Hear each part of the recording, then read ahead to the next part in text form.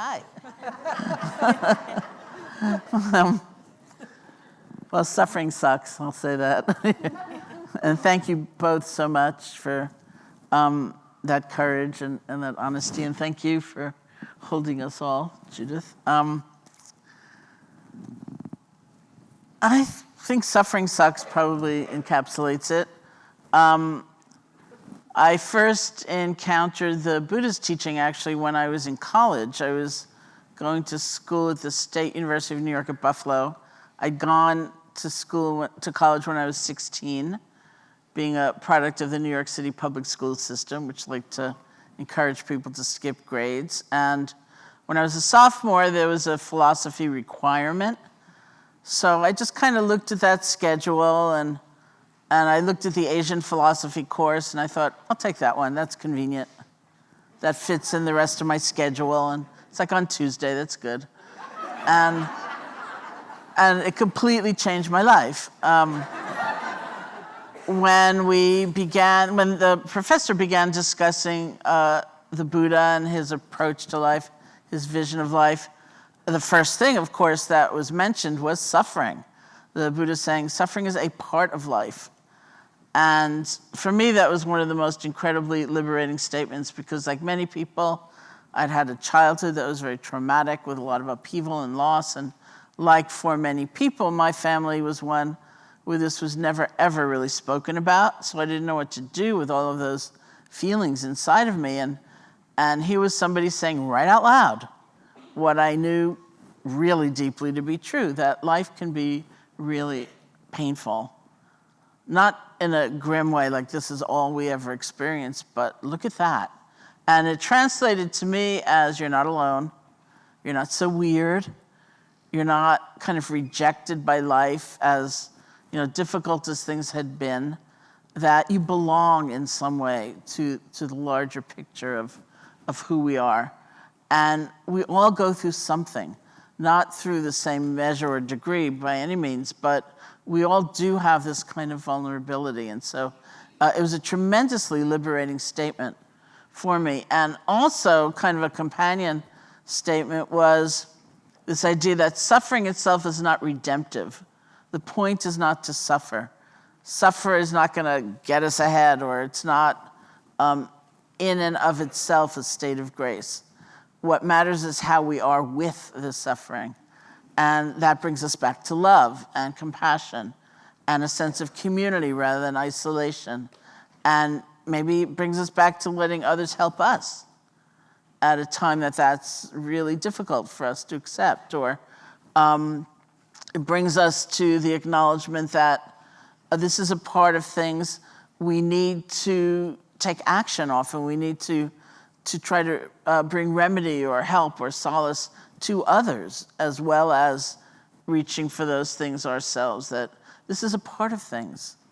And so rather than falling into the kind of bitterness and resentment and isolation and that people often do, even with a fairly minor kind of challenge, we can possibly utilize the suffering in such a way that it brings us together to an acknowledgement of okay, here we are.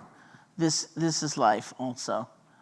And that was really important for me because that led me to how do you change your relationship, not only to pain and suffering, but to joy and delight.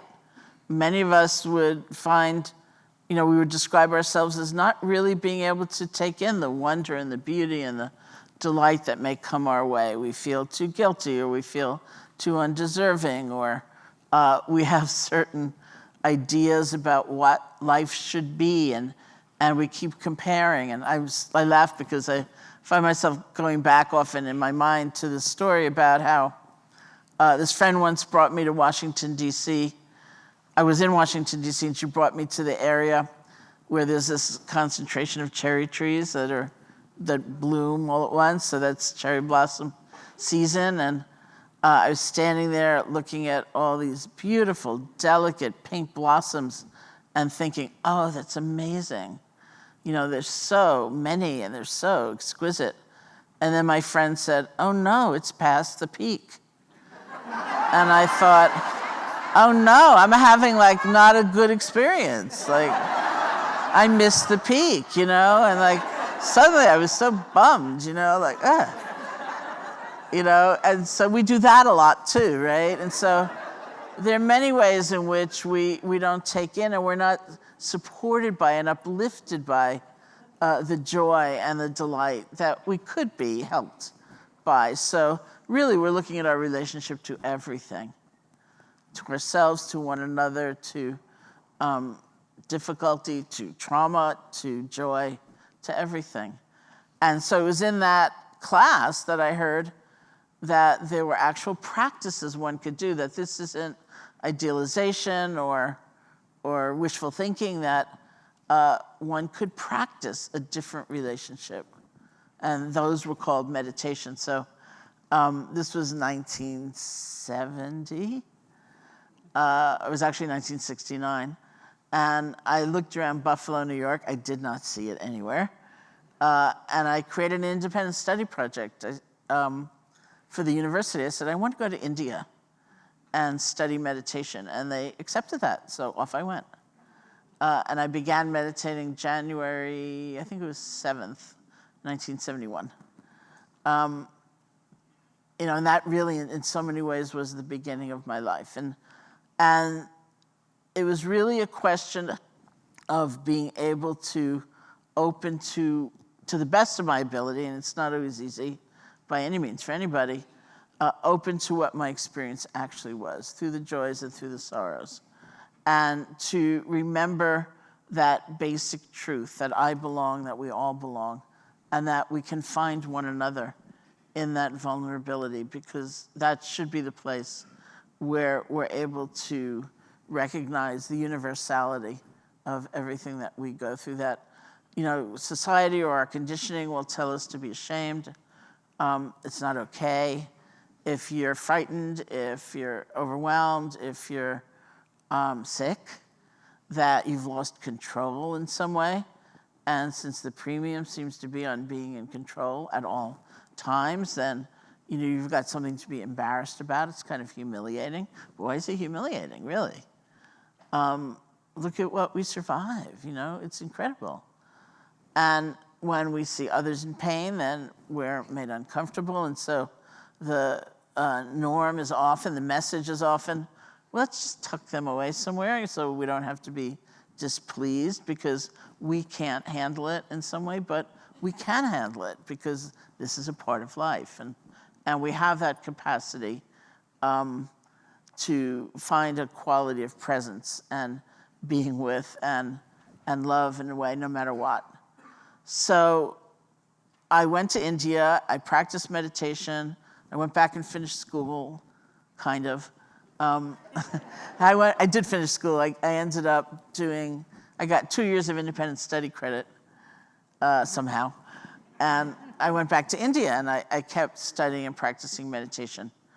And in 1974, I got ready to leave India to come back to the US for what I was absolutely convinced was going to be a very short visit.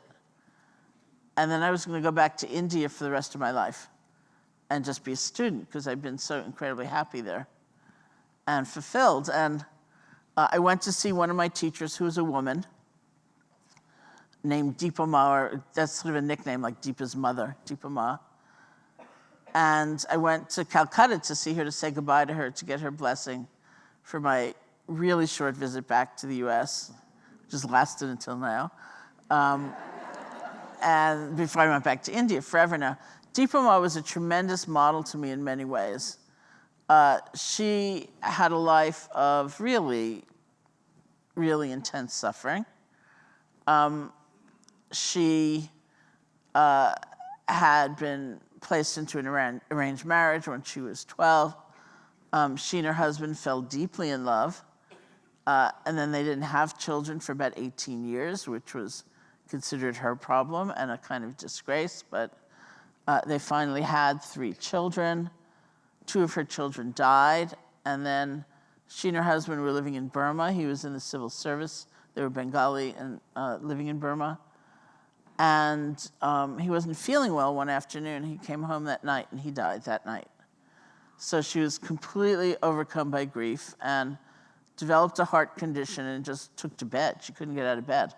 And she still had this one daughter, Deepa, to raise. So she was in bed, stricken.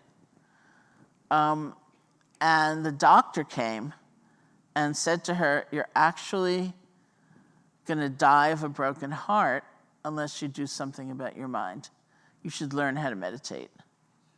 And she went off to the retreat center to learn how to meditate. The temple room, the meditation room, was on what we would call the first floor. And they say she was so weak, she couldn't even walk up the stairs. She had to crawl up the stairs to get into the meditation room and practice. And somewhere in her practice, her reconnection to herself, her connection to a bigger picture of life, something happened so that grief somehow began to get metabolized as compassion. And I would say that she was maybe the most loving person I've ever met, in a very simple, ordinary way, like not self-preoccupied, really giving, and very gentle. And it was uniform because she knew whatever your life looked like, it could change on a dime. And so she was this enormous model for me. And so I went to say goodbye to her.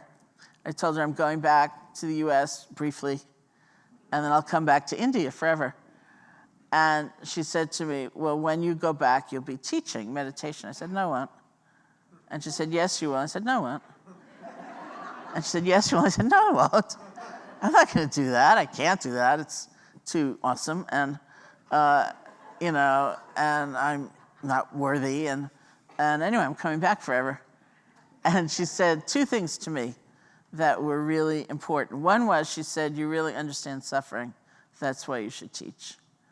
And it was the first time in my life, and especially coming from her, where I felt that what I had been through was of value in some way, in terms of my ability to connect to others. So that was really enormous. And then she said, "You can do anything you want to do. It's your thinking you can't do it that's going to stop you."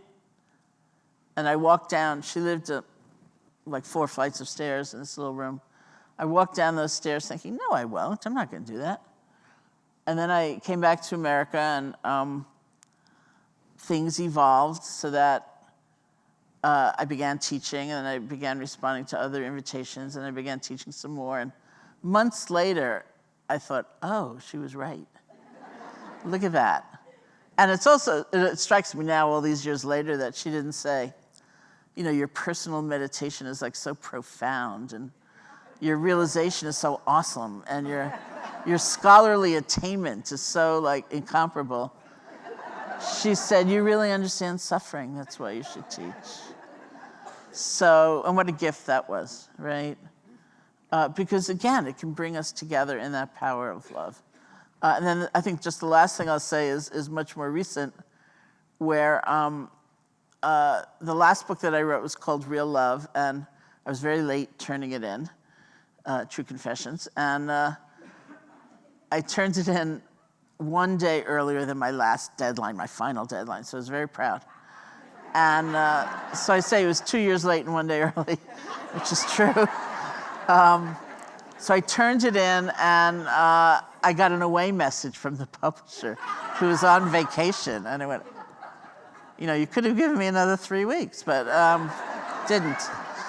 So I waited for a long time to hear something from him. And he finally wrote, and he said, "I really loved the book. The part I loved the most was when you quoted Roshi Joan Halifax, who's a friend of mine, who said something like, 'Do not try to force yourself to think of the traumas of your life as a gift. They're givens.'" And the first thing I thought was, gee, the part of my book he likes the best, I didn't even write, Someone else wrote that. And I completely agreed with him, because the other side of this immense possibility is the truth. Suffering does suck, and we force ourselves sometimes to act like I am ennobled by this, or whatever. But that's the hard work of being different. And it's enough, it's more than enough to have that sense of acceptance. This is true, this was my experience, this happened. And then we can go from there into that much wider sense of understanding. Thank you.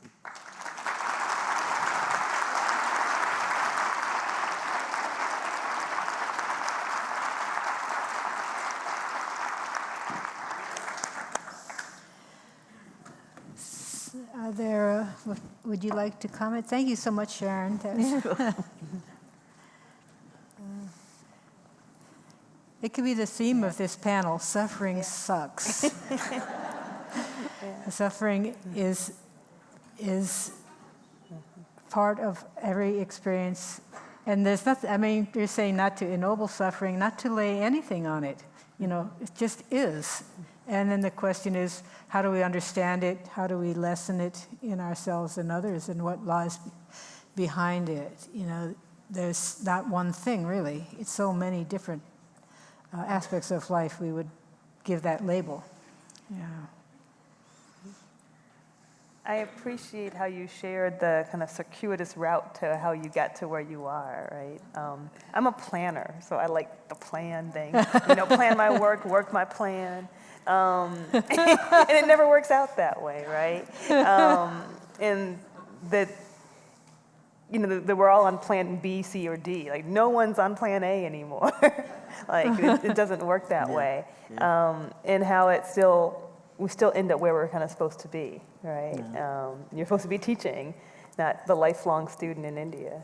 Have you visited? Have you gone back? Oh, yeah, sure. Okay, yeah. So you did get back. Yeah, okay. I get back.